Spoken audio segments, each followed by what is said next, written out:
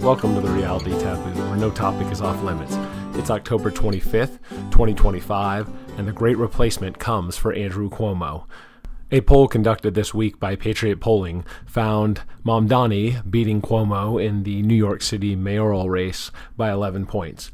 That is not particularly remarkable. That is in the range of what other polls querying about the New York City mayoral election happening in a couple weeks have found. But what is noteworthy about this poll is among the crosstabs are results by those who are foreign-born living in New York City and those who are American-born. And when we say foreign-born, we don't just mean non-residents to the city of New York or any of the 5 boroughs, but people who were born outside of the United States. And the foreign-born population of New York City constitutes just under 40% of the 8 million inhabitants of the city proper and almost 6 million of the 20 million in the metropolitan statistical area around New York City. But inside the city proper, among the 8 million or so people who will vote or are eligible to vote in the mayoral election, some 3 million are foreign-born. And while Cuomo is winning among American natives in New York City, he is getting trounced among the foreign-born. In a three-way race among those born in America, voting in the New York City mayoral election, Cuomo has 40%, Mamdani at 31%, and Sliwa at 25%. But among the foreign-born, Mamdani is not just winning a plurality, but winning an outright majority and winning more than Andrew Cuomo and Curtis Sliwa combined. Mamdani's got 62% of the foreign-born vote, Cuomo 24%, and Sliwa 12%. These results and the impending outcome of the election are a perfect microcosm of what is happening to all of America and to the Western world more broadly. It may sound a little silly to use the descriptor microcosm to talk about America's largest city with more residents than many states have, but it is still just 8 million people in a country of upwards of 350 million. But it is a pattern we are seeing and will continue to see play out all across the Western world. Primarily first in the big urban areas, but then trickling out into second-tier cities, into the suburbs, and eventually even into the countryside. And while this is especially fitting is because New York City, in addition to being the United States' largest city by population, is also home to the largest Jewish population in the United States. And in fact, New York City has the world's second largest Jewish population, surpassed only by the capital city of Israel, Tel Aviv. And Israel firsters and Zionists really dislike Zoran Mamdani. And yet this, as they describe him, Hamas sympathizer, is going to win the mayorship because of the demographic transformation that Jewish organizations, and not just large Jewish organizations like the Hebrew Immigrant Aid Society and the Open Society of George Soros, but also, as we'll look at shortly, the average Jew tends to be more supportive of open and continued immigration than other heritage American groups who have ancestry spanning back multiple generations. From the General Social Survey, the percentages of respondents who say that the number of immigrants into the United States should be increased. Before we dive into the numbers, a couple of technical notes about the data. Those who have no opinion of whether or not immigration should be increased or reduced are not considered in these results. So these are the distributions among those who have an opinion on immigration one way or the other. And the racial categories are all for Gentiles of that race. And then Jews are broken down separately, irrespective of race, although well north of 90% of American Jews racially self-identify as white. So among the groups with long ancestral claims to the North American continent, among whites, 26.5% say that immigration should be increased. Among blacks, 38.8%. And among American Indians, just 22.8%. And this is not an aberration of a finding. American Indians consistently tend to be the most restrictionist, even more so than white Americans, when it comes to questions of immigration, and it's not particularly difficult to understand why. There is no better argument against the devastating civilizational ending consequences of unfettered immigration and what it can mean for a society than what has happened to the American Indians. Some American Indian tribes welcomed in the European migrants or settlers. Some American Indian tribes tried to resist them, but though their approaches to the new migrant populations varied, the outcomes for American Indians were pretty consistent across time and space in America. They were demographically overwhelmed by a great wave of European migration, and they were replaced and relegated to the status of defeated barbarian in the lands they once controlled. If you don't have borders, you don't have sovereignty. Don't take my word for it, ask an American Indian. So again, to recap, among the legacy populations of the United States, support for increased immigration is 22.8% among American Indians, 26.5% among whites, and 38.8% among blacks. Among the newer Americans, among Hispanics and Asians, 52.5% of Hispanics support increased immigration into the United States, and 68.8% of Asians do. Jewish opinions on immigration come in a little bit lower than those newer groups do. Jews in America, 49.4% support increased immigration. So among Jews, it's split almost evenly, 50-50, but the Jewish number is much closer to the Hispanic and Asian figures of majority support for increased immigration, and far away from that of whites, American Indians, and even black Americans. And this isn't a particularly new revelation for Jews that immigrants into the United States are not as friendly towards Jews and Israel as those legacy American populations are, particularly the heritage American whites living in the United States who have ancestral ties going back centuries. More than 20 years ago, the ADL, under the former head Abe Foxman, released a report entitled Survey of Anti-Semitism in America, released in 2002.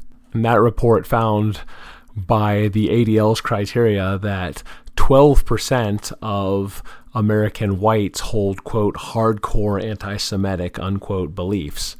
In contrast, 35% of Hispanics and 44% of foreign-born Hispanics were found to hold the same hardcore anti-Semitic beliefs, and 35% of black Americans. And so while the ADL found that just 1 in 8 whites held what they characterized as hardcore anti-Semitic beliefs, 44% of Hispanic immigrants, almost half of Hispanic immigrants did, nearly 1 out of 2. And yet, for a variety of reasons, that is an entire episode or 20 on its own, diaspora Jews everywhere seem to be reflexively pro-immigration and allergic to any sort of serious immigration restrictionism. And this isn't just a consequence of Jews tending to lean left and disproportionately to American Gentiles identify with the Democratic Party.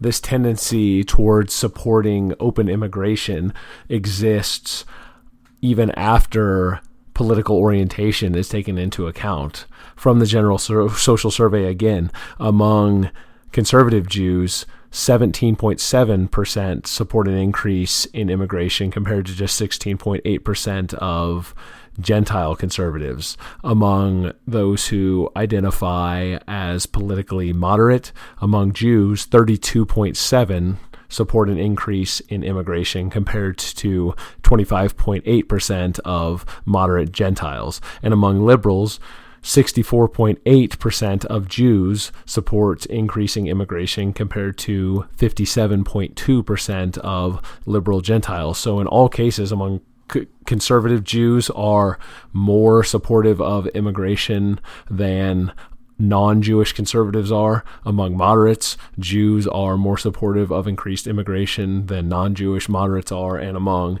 liberals, Jews are more supportive of increased immigration than non-Jewish liberals are. And so one of the consequences of that emphatic and outsized support for open borders is Zoran Mamdani beating the Zionists' champion inside the Democratic Party, Andrew Cuomo. The New York City mayoral election serves as a microcosm in another way as well. The survey found among all respondents that Mamdani had a commanding 11-point lead, but even that 11-point lead puts Mamdani at 43%, with Andrew Cuomo at 32% and Curtis Sliwa at 19%. And among native-born New Yorkers, who do still constitute a majority of the electorate, Cuomo gets 40% and Sliwa 25%. So combined, that's 65%. 2 out of 3 American-born New Yorkers are opposed to Mamdani as the next mayor of New York City. And that is why, even though Mamdani has an overwhelming lead among the foreign-born at 62%, he still comes up well short of an outright majority, garnering just 43% of the total vote. But unlike the Democratic mayoral primary, the general election does not require an outright majority to win the mayorship. It only requires a plurality of votes. And so it is quite conceivable that if Sliwa dropped out to endorse Cuomo, or if even the reverse happened and Cuomo got behind Sliwa, dropped out at the last minute, it is conceivable that Mamdani could be defeated by a coalition of native forces expelling the invader.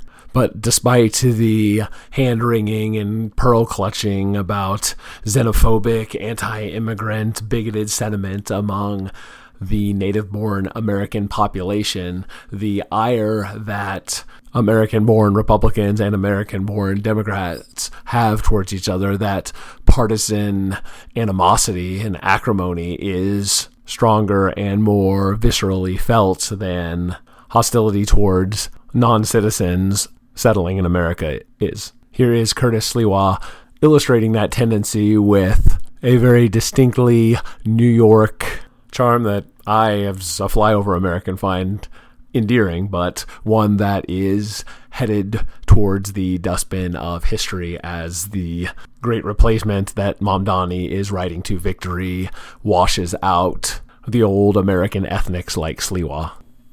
Eric Adams has endorsed Andrew Cuomo, somebody he ridiculed just a few weeks back when he was still in the race.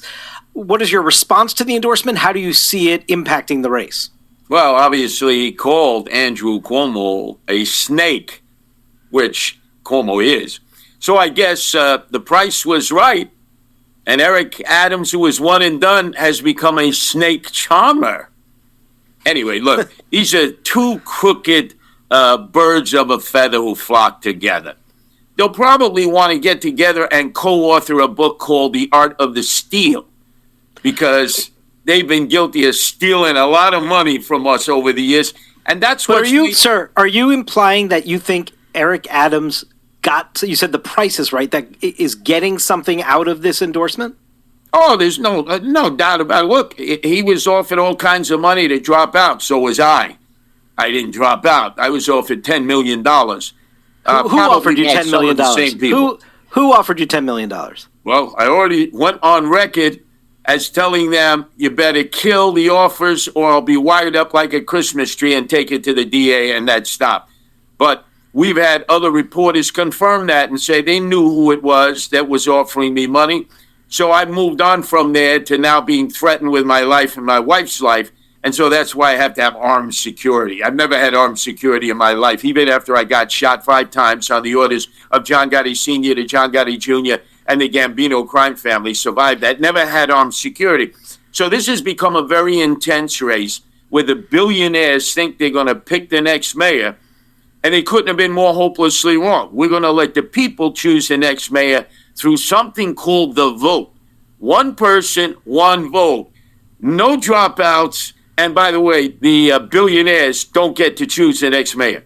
Man, that is the gritty New York City of my childhood. That is the New York City that was inhabited in the sewers underneath it by the Teenage Mutant Ninja Turtles in the live-action movies of the late 80s and early 90s. And that is a New York City that is going the way of the dodo bird, the way of the American Indian tribes of 3 centuries ago.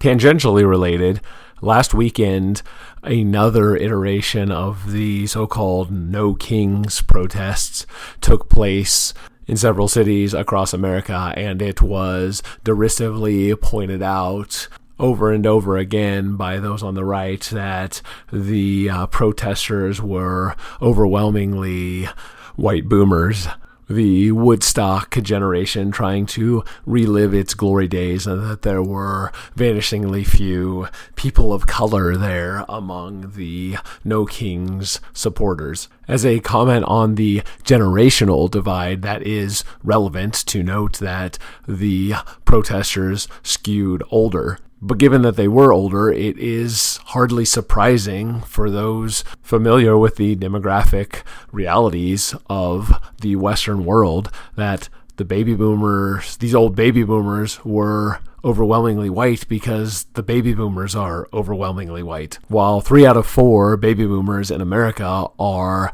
non-Hispanic white, fewer than 50% of Zoomers are. And so, like Curtis Sliwa, in New York City, as a relic of an ethnic American past, so are these Grand Tifa, No King protesting boomers a relic of an American past that is fading into the historical twilight.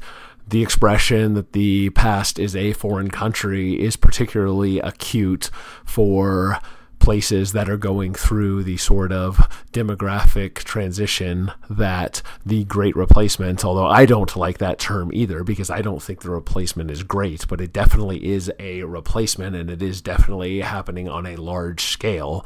And so in that sense, the descriptor is fitting enough, but that Great Replacement that is occurring is changing irrevocably the political and cultural landscapes of places like New York City, but also cities all across the United States, such that this protest by these old white boomers stands out as cringy and sort of obviously something that is stuck in the past and that does not represent the future. No matter how hard those Grand Tifa types try to brandish their good liberal anti-Trump credentials. With those No Kings protests, there definitely is a lot of knobalt taking place there. Not all boomers are like that. In fact, a leveling of the generational divide being what it is, with younger Americans being less left-leaning than Americans generations prior tended to be, and older Americans being less right-leaning than older generations of Americans tended to be as they reached their twilight years. Still, even with that being what it is, boomers and Xers are more right-wing than millennials and Zoomers are, and most boomers are not on board with this No Kings nonsense, and a majority voted for Trump in the last election. But those majority of boomers who were not represented at these No Kings protests are bequeathing to their children and grandchildren an America, or whatever it will come to be called 50 or 100 years in the future. They're bequeathing to it a society where the Zoran Mamdanis are political stars. They are the political future. because demographics are destiny, particularly in any sort of democratic system. And this is the inevitable consequence of the Great Replacement that began in earnest in the mid-60s, corresponding to the social ructions that the boomer generation cheered on, spearheaded, and pushed through all the way to last weekend as these geriatrics were going out there and screaming at effigies of Donald Trump and talking about how they oppose fascism in America when they have laid the groundwork for a resurgence of Bolshevik energy fueled by racial resentment, grievance, and vengeance in the form of ascending political leaders like Mamdani. The forced exit of the baby boomers, stage left, that is occurring, though it portends some dark days for America and the Western world, figuratively and literally, it is not all bad. In particular, the impulse towards globo-homo cultural imperialism, especially of the ecumenical variety, is going to die with the boomers. There will continue to be various factions inside of the American empire vying for control of the American military state, or what's left of it, to use that military state to affect outcomes in the home countries that various factions are concerned about, but it won't be the sort of universalistic drive for human rights and democracy and all of the other things that the American empire has rhetorically built so much of the American military adventurism and political and cultural interventions that the United States has taken part in since the onset of the Cold War. That is going to be replaced by the Indian American lobby trying to win elections to have the U.S. military provide support for India in its war against Pakistan or the fight in Kashmir, and the same will be taken part in by the Pakistani American Political Action Committee trying to put people in place so that the American military can instead deploy its resources to help Pakistan, or the Venezuelan expat lobby trying to overthrow some disfavored regime in Venezuela or Cuba or Somalia or Azerbaijan. There will still be some of that, but it will be at a reduced scale, and it will be without the grand pronouncements that characterized the American military-driven cultural global experiment of a sort of messianic evangelical neoliberalism. That is going the way of the boomers. From an Economist YouGov survey conducted this week to the question, quote, "Do you think the United States should take an active part in world affairs or stay out of world affairs?" unquote. By generational cohort, Zoomers, those under the age of 30, 42% said the United States should take an active part. Among millennials, 45%. Among Xers, 50%. And among boomers, 65%. So well under half of Zoomers think the United States should take an active role in world affairs, but 65%, so 2/3 of boomers do. And the generational divide is much starker than the partisan divide. In fact, there really is no partisan divide to speak of. Among Harris voters, 63% say America should take an active part in world affairs compared to 60% of Trump voters. And so it is older Democrats and older Republicans alike who have the conception of the United States going around and trying to spread those globo-homo values all across the globe. That is not something that younger Americans irrespective of their political affiliation, tend to like the idea of or support. And we see a similar results to a similar question from the same poll asking about the perceived responsibility of the United States to promote democracy around the world. 45% of Zoomers say America has that responsibility, 53% of millennials, 56% of Xers, and 64% of boomers. So again, nearly 2/3 of boomers, but fewer than half of Zoomers think that the United States has a responsibility to spread democracy across the globe. And speaking of things that do not have a particularly bright future, Trumpism post-Trump. To the question of, quote, are you a MAGA supporter, unquote, just 25% of all respondents said yes, compared to 64% who said no and another 11% who said not sure. And so just 1 in 4 Americans identify as MAGA. But of more particular concern to the future of the Trumpian MAGA movement, among those who voted for Trump in 2024, as of October of 2025, just 59%, a majority, but not much of a majority, just 59% of Trump voters identify as MAGA, with 28% saying distinctly that they are not MAGA and 13% saying they were unsure.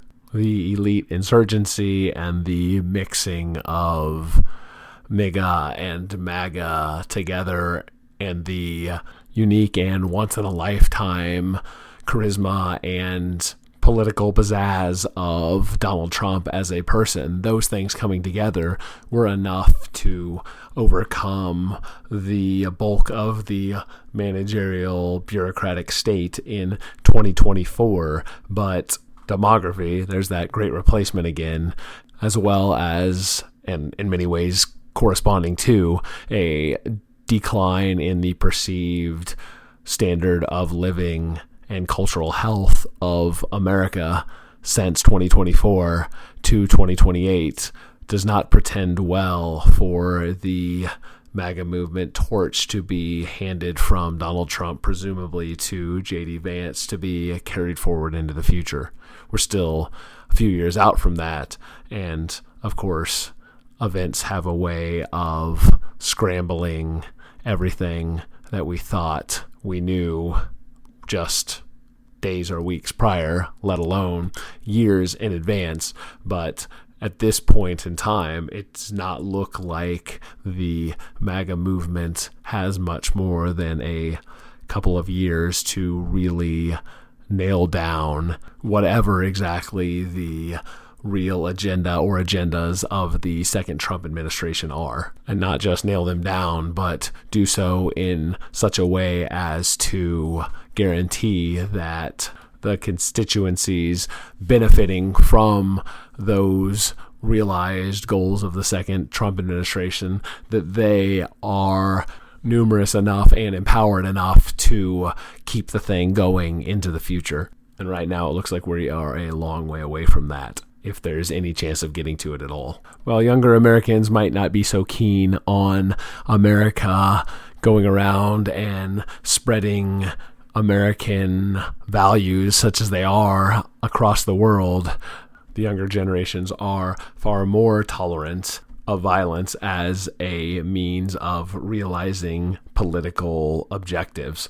From another YouGov survey conducted last week, to the question of whether or not it is considered acceptable for violent riots to occur as a legitimate form of political protest, 15% of Zoomers said that that is acceptable, compared to just 1% of boomers. Millennials, it was 9%, and Xers, 3%. So again, Zoomers, 15%, more than 1 in 8, support violent rioting as a means of political expression. 12% of millennials do so, 3% of Xers, and just 1% of Zoomers. There is also a racial element to this.